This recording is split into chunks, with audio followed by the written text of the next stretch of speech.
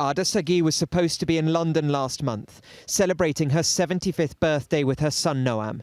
Instead, she was being held hostage by Hamas in Gaza. On October 7th, the peace activist, who taught herself Arabic, was violently abducted from kibbutz Nir Oz. It was a scene of brutality. Almost half the residents were murdered or taken hostage. Despite her ill health and a lack of any sort of communication about whether she was even still alive, Noam never gave up hope of seeing her again, becoming a prominent campaigner for the release of hostages.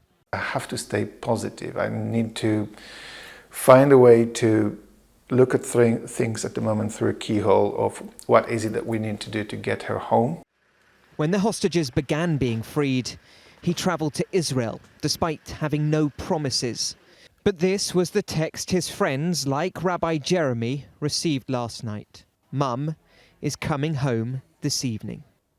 Oh, it's unbelievable. I mean, it's an enormous delight for Noam, for Ada, for the family. I was in the middle of teaching and my phone just pinged, and the person sat next to me told me I ought to check my phone, and it was a message from Noam, and I can just feel it now. I was just immediately moved to tears. It was, it still is, just an extraordinary moving moment. I mean, his strength of heart and his strength of purpose throughout these 53 days has been incredible and inspirational. Noam's local MP, Butler, had brought up Ada's plight in Parliament. We all condemn Hamas's actions and fight for the return of all hostages. She too found out Ada was being released last night. It was incredible news. We have been lobbying now for months for her release. Noam has been phenomenal in his campaign. I'm sure every mother would want a son like Noam.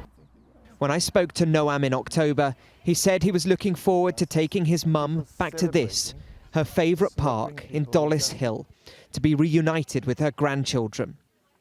It's not clear what sort of long-term effects being held hostage underground will have had, but that unceasing hope of her returning to London may well soon be a reality.